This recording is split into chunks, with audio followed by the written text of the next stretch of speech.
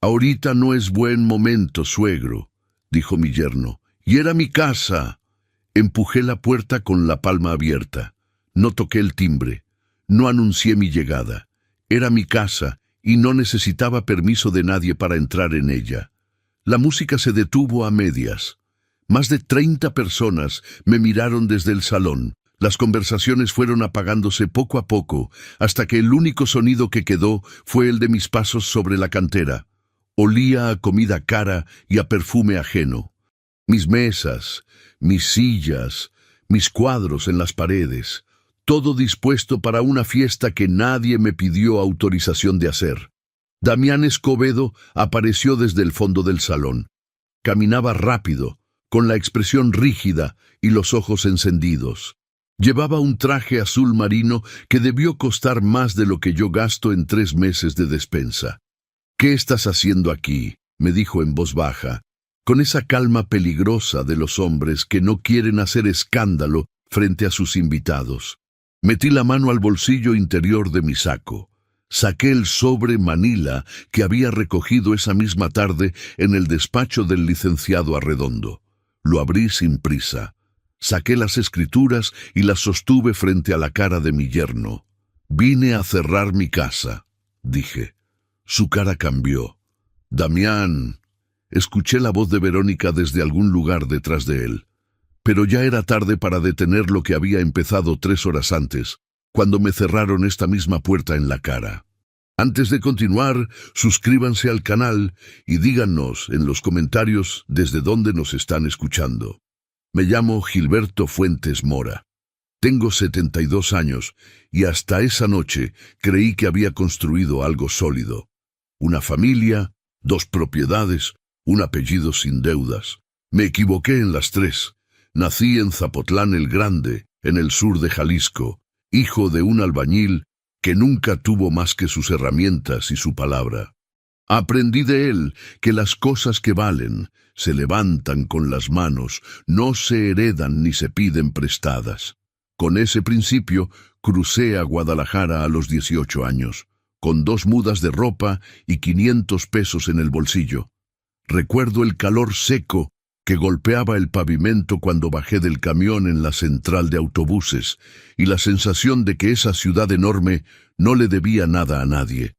Lo que vino después fueron 50 años de trabajo sin pausa. Empecé cargando costales en una distribuidora de materiales de construcción en la colonia Analco. A los 27 ya manejaba las cuentas. Durante años fui creciendo poco a poco, pasando de bodegas pequeñas en Analco a contratos más grandes en otras zonas de Guadalajara, hasta que a los 34 abrí mi propio negocio, suministro y distribución de materiales para constructoras medianas en todo Jalisco. No fue glamoroso. Fue temprano y tarde, lunes a sábado, con las manos ásperas y la espalda siempre a punto de reclamar lo suyo. Cuando me retiré, a los 68 años, tenía 2 propiedades libres de hipoteca y la conciencia tranquila. La primera era la casa de la colonia Providencia, donde vivo desde hace 22 años. 3 recámaras, jardín al frente, piso de cantera natural que mandé traer desde Oaxaca. La sala había sido ampliada años atrás, así que había espacio real para recibir gente, no solo para aparentarlo. La construí con un arquitecto de confianza. Escogí cada material, aprobé cada detalle. Es mi casa como lo son mis manos, no por ningún papel, sino por cada año que trabajé para levantarla. La segunda era una casa cómoda en la colonia Chapalita. 2 recámaras, sala amplia, cochera. La compré como inversión hace 15 años, pensando en rentarla eventualmente. Pero cuando Verónica se casó con Damián Escobedo y la pareja andaba buscando dónde vivir, decidí prestársela. Al principio pensé que sería algo temporal, 1 o 2 años mientras levantaban su propia vida, como padre, como hombre que creyó que la familia era garantía suficiente. Nunca imaginé que necesitaría protegerme de mi propia familia. Eso fue hace 8 años, y después de la muerte de su madre, confundí ayuda con obligación. Verónica es mi única hija. Su madre murió cuando ella tenía 16 años, un infarto que no avisó ni se despidió. Desde entonces fuimos los dos solos, y cometí el error que cometen muchos padres que crían hijos en soledad: darle todo sin pedirle nada a cambio. No por debilidad, por amor mal administrado. Y porque después de perder a su madre, pasé años con miedo de que Verónica sintiera que también podía perder estabilidad. Mi nieta Regina había sido durante años la única razón por la que muchas veces decidí quedarme callado ante cosas que no me parecían bien. Era la única que todavía me abrazaba como antes, sin calcular nada. Damián Escobedo llegó a nuestras vidas cuando Verónica tenía 28 años. Era vendedor de seguros en ese entonces, con muy buena labia y una sonrisa que te hacía sentir que ya eran amigos de toda la vida. Me cayó bien al principio. Era atento, puntual. Me llamaba don Gilberto, con un respeto que ahora sé que era pura actuación. Con los años montó su propio negocio de consultoría financiera. Le fue bien, o eso aparentaba. Los negocios de Damián siempre tenían ese brillo particular de las cosas que crecen demasiado rápido para ser completamente honestas. Con el tiempo entendí que gran parte de ese éxito vivía sostenido por créditos, apariencias y relaciones. No hablo de delitos. Hablo de hombres que viven más pendientes de aparentar éxito que de construirlo. Damián sabía verse rico mejor de lo que sabía construir estabilidad. Pero yo no soy hombre de meterme donde no me llaman. El problema es que uno se acostumbra a no preguntar. Y cuando dejas de preguntar, dejas también de existir. No fue un momento solo. Fue una acumulación de cosas pequeñas que fui tragando en silencio. Las cenas donde Damián hablaba de sus negocios como si yo no estuviera sentado en la misma mesa. Las decisiones sobre la casa de Chapalita que tomaban sin consultarme. Las veces que llegaba de visita y sentía que interrumpía algo. Verónica siempre tenía una disculpa lista. Es que Damián está muy estresado. Es que tú no entiendes cómo funciona esto, papá. Llegué a creerles. Eso es lo más vergonzoso de todo. Llegué a creerles. Uno tarda demasiado en aceptar cuando la gente que ama empieza a verlo como algo seguro, como un recurso que siempre estará ahí sin importar cómo lo traten. Fue el tercer viernes de octubre cuando Verónica me llamó para avisarme, no pedirme, avisarme, que usarían mi casa de Providencia para una cena de negocios el sábado siguiente. Un evento para clientes del sector inmobiliario y pequeños inversionistas de Damián. Necesitaban el espacio. Su casa de Chapalita no daba el nivel. Mis palabras exactas fueron: está bien, yo estaré ahí. Del otro lado de la línea, escuché cómo Verónica tardó unos segundos en responder, como si ya supiera que lo que venía después iba a lastimarme. Papá, es que es un evento muy formal, de negocios. Quizás es mejor que vengas después, cuando ya se hayan ido los invitados. No respondí de inmediato. Procesé lo que acababa de escuchar. Es mi casa, Verónica. Ya sé, papá. Pero entiende la situación. Está bien, repetí. Y colgué. Pasé esa noche y todo el sábado siguiente con un nudo en el estómago que no supe nombrar bien. No era enojo todavía. Era algo más profundo, más viejo. La sensación de un hombre que empieza a darse cuenta de que lleva años siendo tratado como un mueble incómodo en su propia historia. A las 7 de la tarde me puse mi mejor saco, el gris oscuro que guardo para ocasiones importantes. Me peiné, me di un poco de colonia y salí hacia mi casa, pero cuando llegué y toqué el timbre, quien abrió fue Damián. Me miró de arriba abajo. Detrás de él, el salón de mi casa lleno de gente que yo nunca había visto. Música, copas, risas, todo en mi casa. «Suegro», dijo en voz baja, bloqueando la entrada con el cuerpo. «Ahorita no es buen momento. Mejor regresa en un par de horas, cuando terminemos». Y cerró la puerta.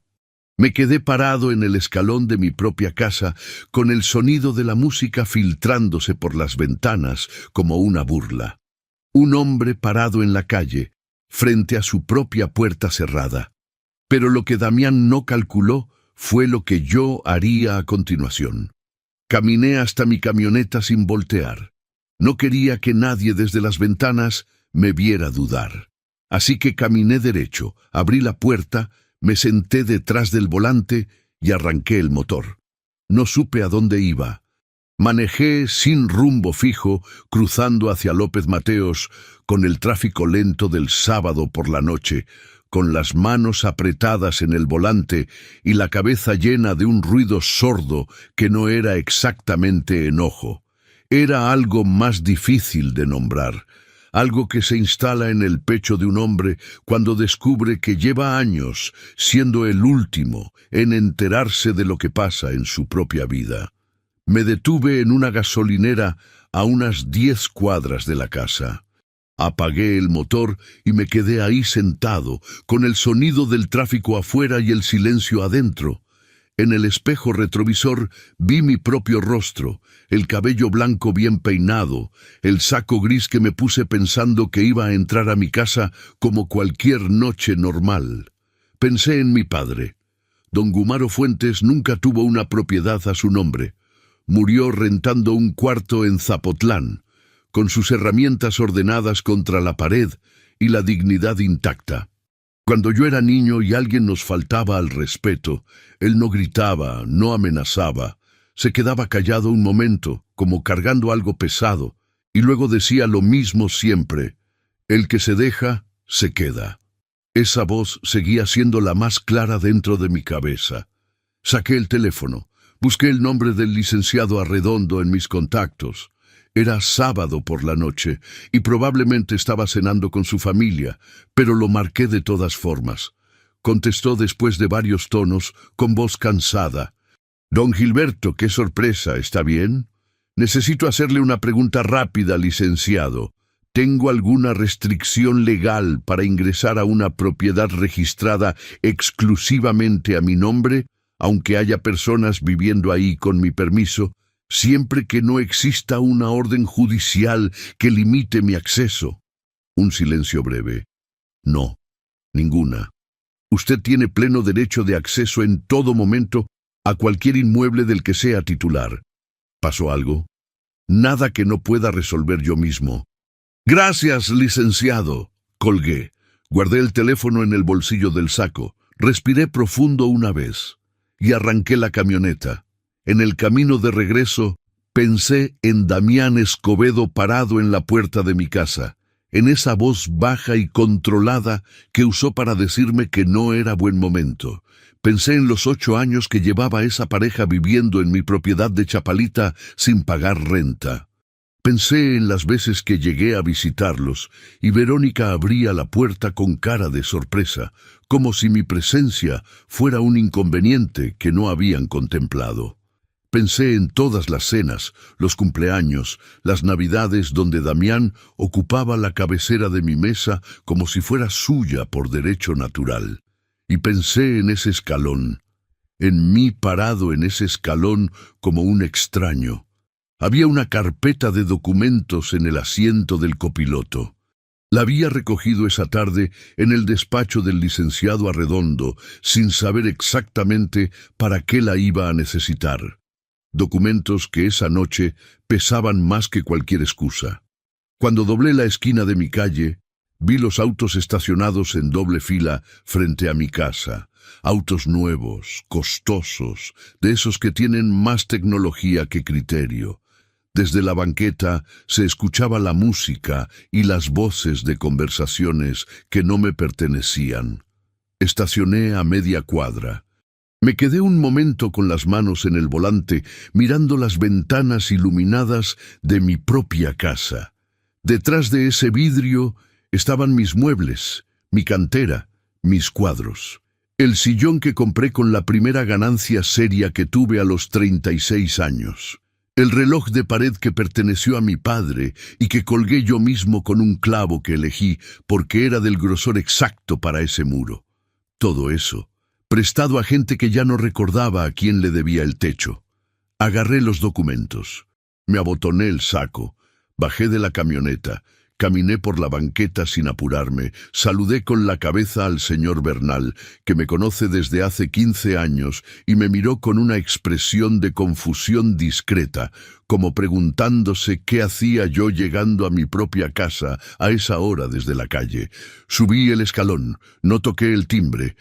Saqué mis llaves del bolsillo. Busqué la correcta sin mirar. La inserté en la cerradura con la misma calma con la que he abierto esta puerta miles de veces en 22 años. La llave giró. La puerta se abrió. Y entré a mi casa. No le di tiempo de hablar primero. Saqué las escrituras de la carpeta y las sostuve en el aire, frente a todos. Lo que dije a continuación hizo que Verónica soltara su copa. Esta casa está registrada a mi nombre ante notario público de esta ciudad, dije con voz clara, sin gritar, sosteniendo las escrituras en el aire para que todos pudieran verlas. Y les pido a todos los presentes que la desocupen ahora mismo. Sentí las manos ligeramente temblorosas, pero ya era demasiado tarde para echarme atrás.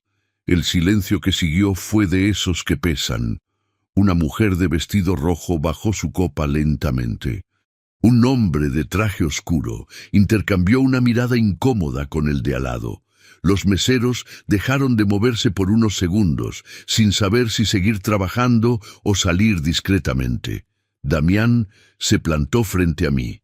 Tenía los hombros tensos y la respiración acelerada, pero seguía intentando mantener el tono bajo, el de hombre que controla la situación. «Don Gilberto», dijo entre dientes, «esto no es el momento ni el lugar para esto. Podemos hablar mañana con calma y...» «Ya hablé suficiente contigo», lo interrumpí. «Esta noche viniste a abrirme la puerta de mi propia casa y me dijiste que no era buen momento para entrar. Ahora yo te digo lo mismo a ti. No es buen momento para seguir aquí. Para ninguno de ustedes». «¡Papá!». Verónica cruzó el salón hacia mí. Tenía el rostro desencajado, los ojos brillantes de una mezcla de vergüenza y furia que reconocí porque es la misma cara que ponía de niña cuando la cachaba en alguna mentira. «Papá, por favor, baja la voz. Hay clientes del sector inmobiliario y pequeños inversionistas con los que llevaba meses negociando. ¿No puedes...» «¿Que baje la voz?». La miré a los ojos. «¿En mi casa?». Ella abrió la boca, pero no salió nada. Me volví hacia el salón. Gente bien vestida, incómoda, que claramente no había esperado que la noche terminara así. «Señores», dije alzando un poco más la voz, «lamento interrumpir su velada. No tengo ningún problema con ninguno de ustedes. Pero esta propiedad es mía. No fue cedida para este uso y necesito que salgan, con calma, sin prisa. Pero esta noche...». Un murmullo recorrió el salón. Damián me tomó del brazo. Su mano apretó con más fuerza de la que debería haber usado. «Suegro, si no se controla ahora mismo, va a arrepentirse». Lo miré a la mano. Luego lo miré a él. «Quita esa mano de mi brazo, Damián». Algo en mi tono hizo que la soltara. Los invitados empezaron a moverse. Primero los que estaban más cerca de la puerta. Luego los demás, en pequeños grupos, recogiendo sacos, bolsas, murmurando entre ellos con esa mezcla de escándalo y fascinación que tiene la gente cuando presencia algo que no esperaba ver. Un hombre de cabello entrecano se acercó a Damián antes de salir. Le extendió la mano con una expresión que no era de simpatía. «Hablaremos la próxima semana», dijo secamente, y se fue. Vi cómo Damián seguía con los ojos a ese hombre hasta que desapareció por la puerta. Como si acabara de calcular el costo real de lo que estaba pasando. Verónica intentó detener a algunos invitados, despidiéndolos con sonrisas forzadas. Pero nadie se quedó.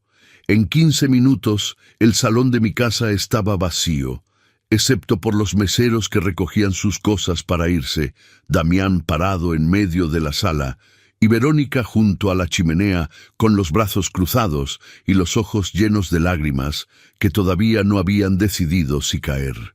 Me senté en mi sillón, el mismo sillón de siempre, en el mismo lugar de siempre, la cantera fría bajo mis pies, el reloj de mi padre marcando la hora en la pared, todo en su lugar.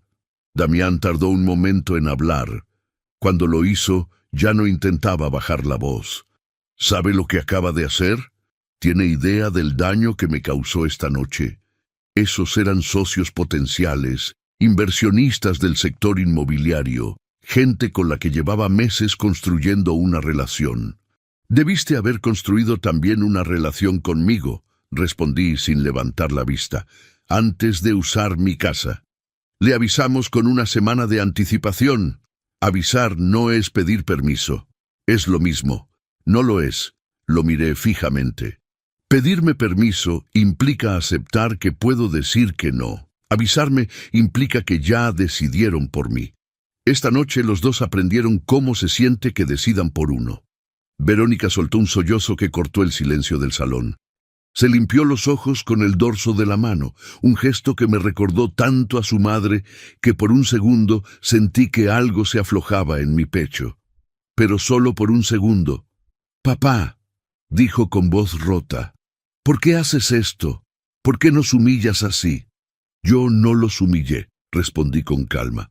«Ustedes eligieron hacer esto aquí, en esta casa, sabiendo que no tenían mi autorización real. Lo que pasó esta noche es la consecuencia de esa decisión». «¡Tú eres su padre!», gritó Damián señalando a Verónica. «Se supone que la familia se apoya». Me levanté del sillón, caminé despacio hacia la puerta principal y la abrí de par en par. «La familia sí se apoya», dije. «Por eso llevo 8 años prestándoles una casa donde vivir sin cobrarles renta». Hice una pausa. Una situación que, por cierto, vamos a tener que revisar. Damián me miró sin entender del todo. Verónica sí entendió. La vi palidecer. «Buenas noches», dije, y esperé con la puerta abierta a que salieran de mi casa.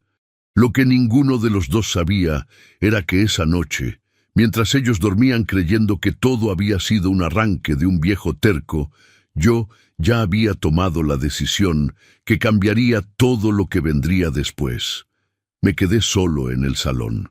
Los meseros habían salido en silencio 10 minutos antes, gente acostumbrada a ver cosas en las casas ajenas y olvidarlas en cuanto cruzaban la puerta. Caminé despacio por mi propia casa, como si la estuviera reconociendo después de un viaje largo. Pasé la mano por el respaldo del sofá, por el marco de madera del cuadro que compré en Tlaquepaque el año que cumplí 50. Todo seguía en su lugar, pero algo había cambiado en el aire. Una densidad extraña que dejan las personas cuando llenan un espacio que no les corresponde. En la cocina encontré los restos de la noche. Botellas abiertas sobre la barra, platos con comida a medias, servilletas de lino dobladas con ese cuidado superficial que tiene la gente cuando trata bien las cosas de otros solo porque hay testigos. Tomé una de las botellas. Vino importado, caro, de esos que Damián sabía elegir porque siempre fue mejor gastando el dinero de otros que administrando el propio. La puse en la barra y fui a sentarme a la mesa del comedor. Ahí, en el silencio de mi casa recuperada, por fin dejé que el cuerpo acusara lo que la cabeza había estado sosteniendo sola durante horas. Tenía los hombros tensos, las manos algo temblorosas. La espalda me dolía como cada vez que pasaba demasiadas horas bajo tensión. No me arrepentí, aunque admitirlo todavía me doliera. Por momentos me pregunté si estaba destruyendo a mi propia familia demasiado tarde para reparar algo. Esa pregunta no tiene respuesta fácil, y tal vez tampoco la necesite.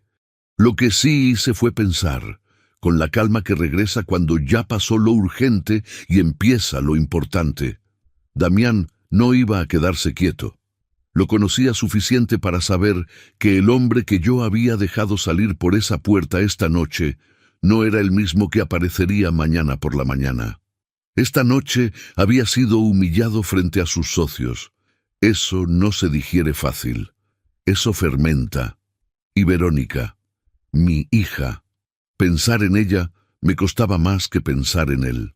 Porque Damián nunca me debió nada distinto a lo que cualquier yerno debe: respeto básico, gratitud razonable, honestidad mínima. Pero Verónica sí me debía algo más, no por obligación legal ni por contrato, por historia, por los años que la crié solo después de que su madre se fue, por las noches que me quedé despierto calculando cómo alcanzaba el dinero, por todo lo que no le dije que sacrificaba para que ella no sintiera el peso de crecer sin madre. Eso sí dolía. Pero el dolor y la claridad no son incompatibles. A veces el dolor es exactamente lo que te da la claridad. A las 11 de la noche tomé el teléfono y le escribí un mensaje al licenciado Arredondo.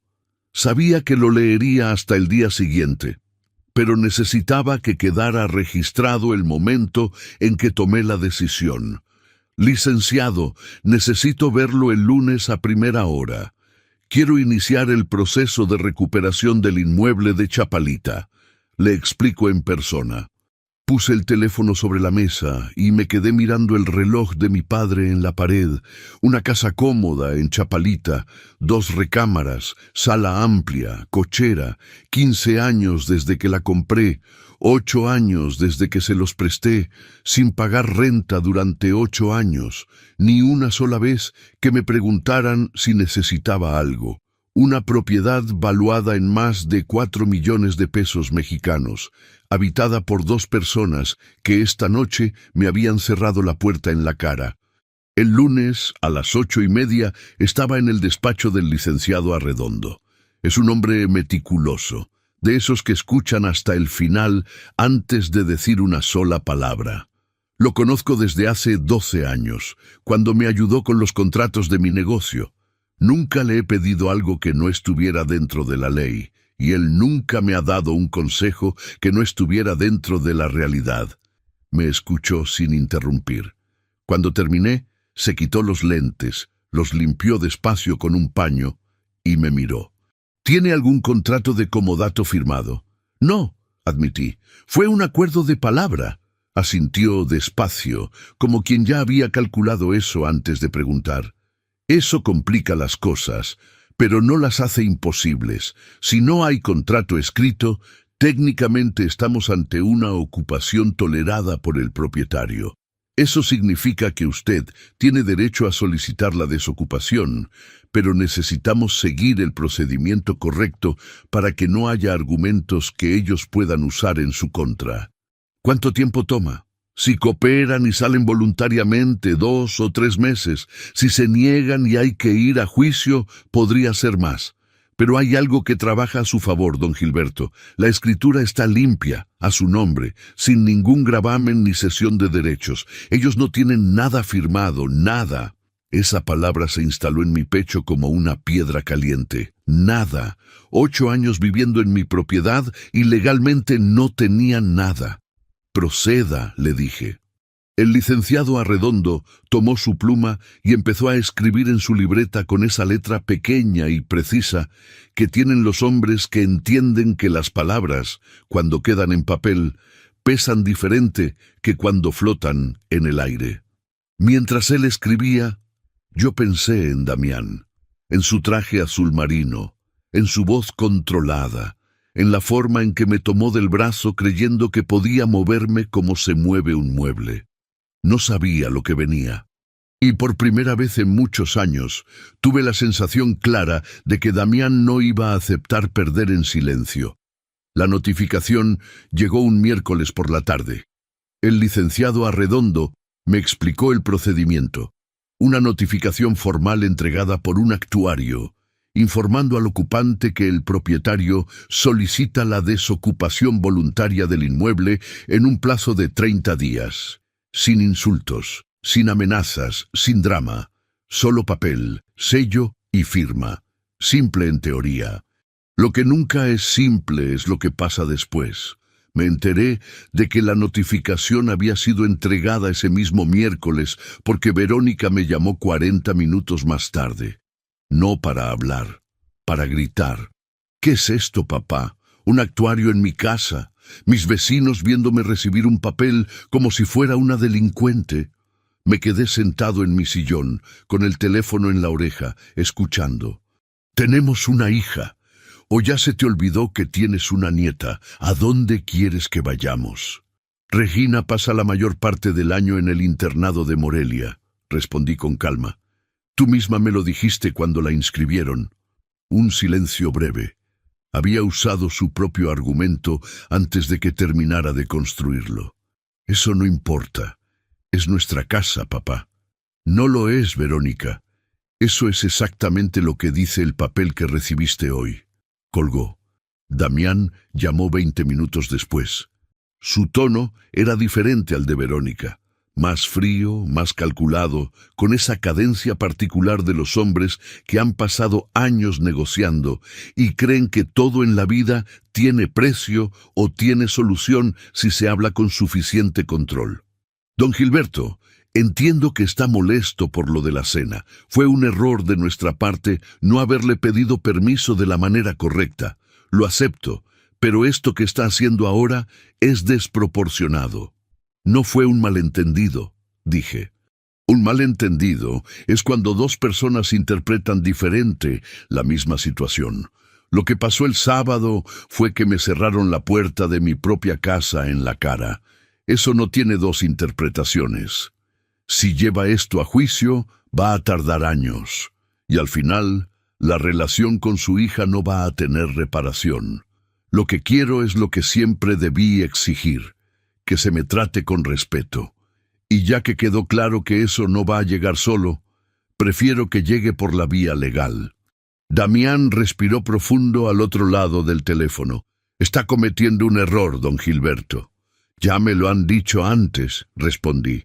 Sigo esperando que alguien tenga razón. Colgué. El jueves de esa misma semana, el licenciado Arredondo me llamó a media mañana. Don Gilberto, su yerno contrató abogado, un licenciado de apellido Pedraza, especializado en derecho familiar e inmobiliario. Eso nos complica, alarga el proceso, pero hay algo que trabaja fuertemente a nuestro favor. Tiene mensajes donde Verónica le pidiera permiso para modificaciones en la casa de Chapalita. 4 mensajes de WhatsApp de diferentes años. Eso es exactamente lo que necesitamos. Mándeme esas capturas hoy mismo. Las haremos certificar ante fedatario para que tengan valor probatorio pleno en caso de juicio. Los mandé todos antes de salir de casa. 4 mensajes donde Verónica, sin saberlo, había construido el argumento que ahora los hundiría. Las semanas siguientes se fueron consumiendo entre llamadas, escritos y silencios incómodos. Cada día que pasaba era un día en que yo no cedía, y eso, con el tiempo, empieza a tener su propio peso. Esa misma noche, al revisar mi teléfono antes de dormir, encontré un mensaje de un número desconocido, 10 palabras, sin firma. Hay cosas sobre usted que sus vecinos no saben todavía. Lo guardé en capturas de pantalla. Todavía quería creer que esto seguía siendo un conflicto familiar y no algo peor, pero la duda ya estaba ahí, instalada como una grieta en el muro. Leí el mensaje 3 veces, 10 palabras, sin nombre, sin firma. Solo hay una clase de hombre que manda ese tipo de mensaje, el que ya no tiene argumentos sólidos y decide que el miedo es más barato que la razón. Lo reenvié al licenciado Arredondo con una sola línea. Llegó esto esta noche, para el expediente. Apagué la luz y traté de dormir. No pude, no por miedo. El miedo es una reacción del cuerpo ante algo que no entiende, y yo entendía perfectamente lo que estaba pasando. Lo que me quitó el sueño fue algo distinto. La imagen de Damián Escobedo de noche, con su teléfono en la mano, escribiendo 10 palabras pensadas para hacer que un hombre se acobardara. A las 6 de la mañana me levanté, preparé café y me senté en la mesa del comedor a pensar con claridad. Afuera, los jacarandas de la calle recibían la primera luz del día con esa indiferencia que tienen los árboles ante los problemas de los hombres. ¿Qué podía tener Damián contra mí? 50 años en el negocio de materiales de construcción. Había tenido disputas comerciales, como cualquier empresario. Una diferencia con el fisco hace 15 años que resolví pagando la diferencia más los recargos, sin juicio, sin escándalo. Nada que un hombre honesto no pudiera explicar sin sudar. Pero Damián no sabía eso con certeza. Estaba disparando a oscuras, esperando que yo reaccionara como reaccionan los hombres que sí tienen algo que esconder, con prisa, con nerviosismo, con disposición a negociar para que nadie revuelva el pasado. Calculó mal. A las 9 de la mañana llamé al licenciado Arredondo. «Ya vi el mensaje», dijo antes de que yo hablara. «Guárdelo bien». Podría interpretarse como presión indebida sobre una parte en proceso legal, lo cual trabajaría completamente a nuestro favor ante un juez. ¿Qué hacemos mientras tanto? Seguimos el proceso. No reaccionamos. No respondemos al mensaje. El silencio de nuestra parte es la respuesta más poderosa que podemos darle ahora mismo. Colgué y seguí su consejo. Durante los días siguientes, me concentré en mis cosas, mis caminatas matutinas, mis lecturas, una partida semanal de dominó con don Filemón, mi vecino de enfrente, que lleva 30 años viviendo en esta calle y conoce cada árbol, cada carro y cada cara que pasa por aquí. Fue don Filemón quien me dijo lo que pasaba del otro lado. El miércoles, mientras jugábamos en su portal, me comentó sin rodeos: «Oiga, don Gilberto, el marido de su hija ha estado hablando con los vecinos». «¿De qué vecinos?» «Los Gutiérrez de la esquina, los Peña del número 15. Me buscó a mí también el lunes en la tarde. Me preguntó si yo sabía de algún problema legal que usted hubiera tenido». «¿Y qué le dijo?» Me miró por encima de sus lentes. Le dije que lo conozco desde hace 15 años y que si hubiera algo así, yo lo sabría antes que él. Puso una ficha sobre la mesa. Su turno. Esa noche entendí con precisión lo que Damián estaba haciendo. No tenía nada real contra mí. Pero si lograba sembrar suficiente duda entre los vecinos, podía construir una narrativa paralela donde él era la víctima. Era una estrategia sucia, pero reconocible. Cuando no puedes ganar el argumento, contaminas el ambiente. El problema para Damián era que yo llevaba 22 años en este barrio. En colonias como esa, los vecinos siempre terminan enterándose de todo. Y lo que sabían de mí era suficiente. Al día siguiente salí a caminar más temprano. Saludé a los Gutiérrez cuando regaban sus plantas. Me detuve con los Peña a hablar de la remodelación en su fachada. No mencioné a Damián, no me defendí de nada, no expliqué nada. Solo estuve presente, como llevo 22 años estando presente. Esa semana, el licenciado Arredondo recibió la respuesta formal del abogado de Damián. Argumentaban que la sesión informal constituía un comodato sin plazo determinado, que había expectativa legítima de permanencia, que desalojarlos generaría daño irreparable a la familia. «¿Qué tan sólido es ese argumento?», pregunté. «En papel suena razonable. En el expediente que tenemos armado, con las capturas certificadas donde Verónica le pedía permiso para hacer modificaciones, se cae solo. Nunca hubo pago de renta, cesión escrita ni transferencia de derechos. Eso es lo que demostramos». El licenciado cruzó las manos sobre el escritorio. «Hay algo más. El abogado de Damián solicitó una audiencia de conciliación. Antes de avanzar a juicio, el juez suele pedir primero una audiencia de ese tipo. Ambas partes tienen que sentarse a intentar un acuerdo». «¿Cuándo?» «En 3 semanas». Salí del despacho con la fecha marcada en la cabeza. Manejé despacio hacia Chapalita. Me detuve en la esquina de enfrente y miré la fachada de la casa que compré hace 15 años, la cochera con el carro de Damián adentro, las macetas en la entrada que alguna vez fueron de mi gusto y ahora eran de otro. Una propiedad mía habitada por personas que dormían tranquilas, creyendo que 3 semanas eran suficiente tiempo para encontrar la forma de quedarse. No lo eran. Arranqué la camioneta. Y mientras me alejaba, recibí una llamada de Verónica. Pero esta vez no llamaba para gritar. Contesté al segundo timbre.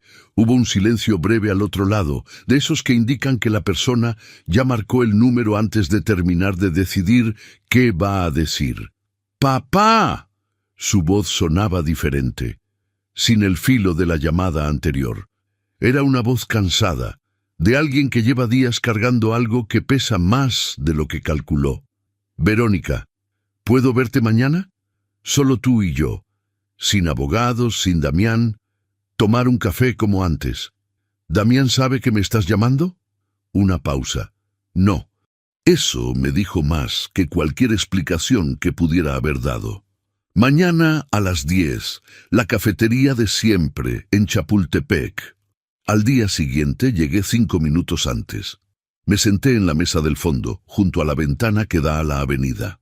A esa hora, Chapultepec ya tenía su ritmo de mañana entre semana, gente caminando rápido, el olor a pan recién horneado de la panadería de enfrente, el ruido sordo del tráfico mezclándose con las conversaciones de las mesas de afuera. Era la misma mesa que elegíamos cuando Verónica era adolescente y veníamos aquí los sábados después de sus clases de dibujo. Llegó puntual.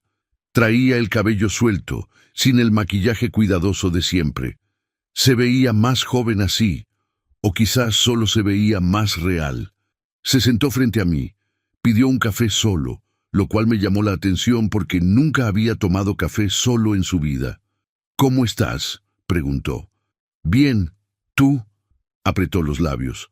«Mal, papá, estoy muy mal». No respondí. La dejé continuar. «Damián y yo llevamos semanas sin dormir bien, sin hablar bien, sin nada bien. Él está convencido de que puede ganar esto en juicio, que tú vas a cansarte y ceder». Bajó la vista a su taza. «Yo no estoy tan segura». «¿Por qué no?», me miró. «Porque te conozco, papá. Cuando tú decides algo, no cedes. Nunca cediste en 50 años de trabajo y no vas a ceder ahora». Hizo una pausa.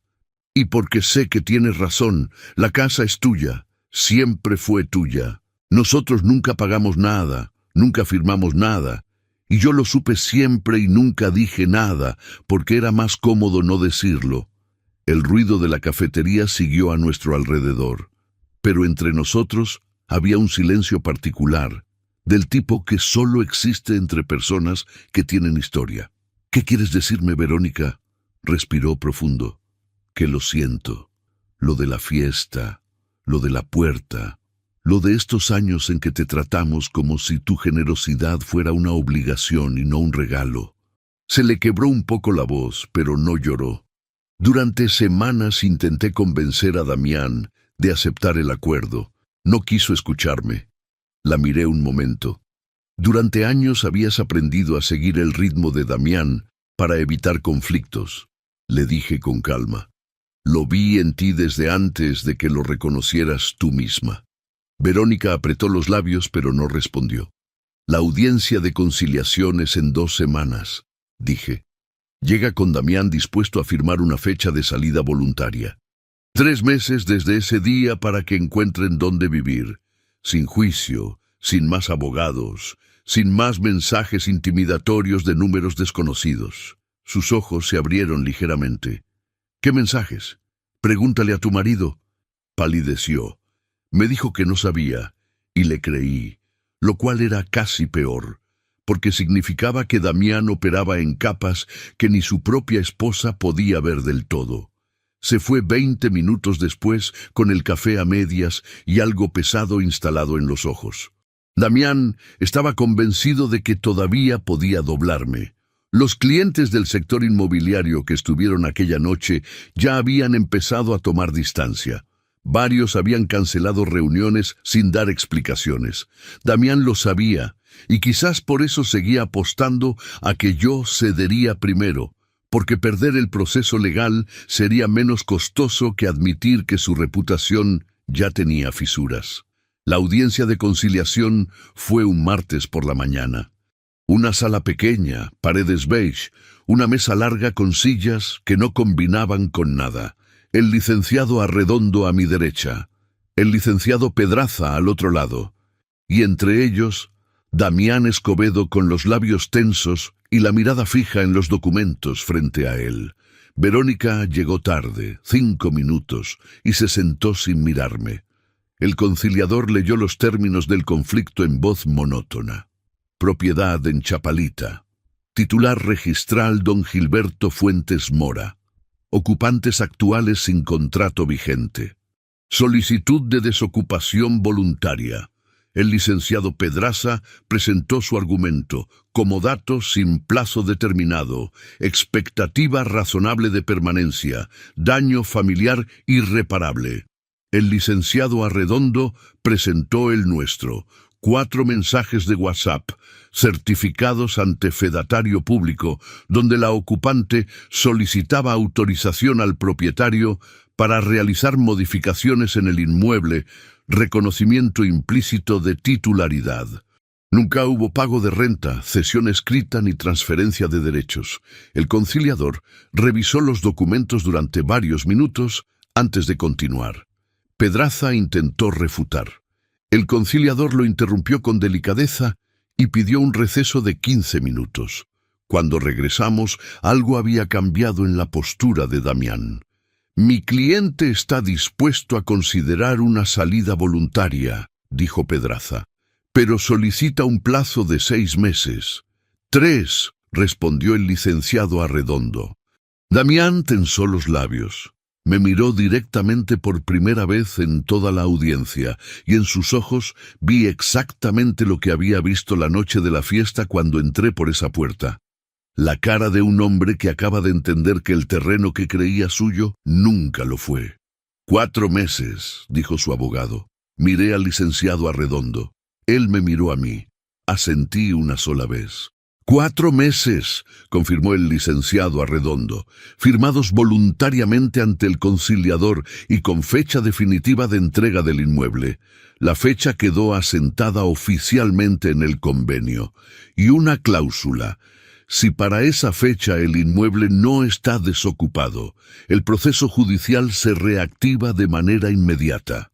El conciliador redactó el convenio, lo imprimió, lo puso sobre la mesa. Lo vi firmar sin levantar la vista. Y supe que lo que vendría 4 meses después no iba a ser solo la recuperación de una propiedad. Iba a ser la última escena de una historia que empezó la noche en que me cerraron la puerta en la cara. Los 4 meses pasaron de una forma que no esperaba. En silencio. Damián no volvió a mandar mensajes. Verónica llamó 2 veces.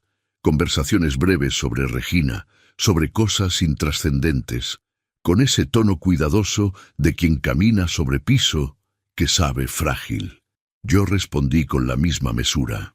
Después de firmar voluntariamente el convenio, ya no tenían margen legal para quedarse. Eso los dos lo sabían, y ese conocimiento con el tiempo transforma el enojo en resignación. Durante esos meses me dediqué a lo mío. Retomé una costumbre que había abandonado sin darme cuenta. Desayunar despacio, sin teléfono, mirando el jardín desde la ventana de la cocina. Volví a leer por las noches. Jugué dominó con don Filemón todos los miércoles. Fui 2 veces a Zapotlán a visitar la tumba de mis padres, algo que llevaba años posponiendo con excusas que ahora me parecían pequeñas. La vida, cuando uno deja de gastarla en personas que no la merecen, resulta ser considerablemente más amplia de lo que recordaba. El licenciado Arredondo me llamó una semana antes de la fecha límite. «Don Gilberto, tiene novedades del inmueble. Convendría que nos preparáramos bien para el día. Pasé ayer por Chapalita», le dije. El carro de Damián seguía en la cochera. Entonces nos preparamos para ir. Los veo el día acordado a las 9 de la mañana. La noche anterior casi no dormí. Me quedé sentado en mi estudio con una taza de café que se enfrió sin que yo lo notara, revisando mentalmente cada cosa que había pasado desde aquella noche de octubre, cuando un hombre me cerró la puerta de mi propia casa en la cara. Me levanté a las 6, me bañé, me afeité con cuidado, me puse el saco gris, el mismo de aquella noche. No fue casualidad. El licenciado Arredondo llegó a mi casa a las 9 en punto. Lo seguía un actuario con el convenio de desocupación voluntaria en la mano. El actuario había sugerido llevar cerrajero por precaución, así que atrás de ellos, en su camioneta destartalada pero puntual como siempre, llegó el chato, el cerrajero que me cambia las chapas desde hace 20 años y que esa mañana traía su caja de herramientas y ninguna pregunta. Don Filemón apareció en la banqueta cuando estábamos a punto de salir. «¿A dónde van tan formales?», preguntó, con esa inocencia calculada de los hombres que ya saben la respuesta. «A cerrar un asunto pendiente», le dije. Se acomodó el sombrero. «¿Le importa si los acompaño? Necesito unos mandados por Chapalita de todas formas». Arranqué la camioneta. Llegamos a la casa de Chapalita a las 9:40 de la mañana. El cielo de Guadalajara estaba limpio, de ese azul sin pretensiones que tienen los días ordinarios, que terminan siendo importantes. El carro de Damián seguía en la cochera. El licenciado Arredondo tocó el timbre. Nadie abrió. Tocó de nuevo, con más firmeza.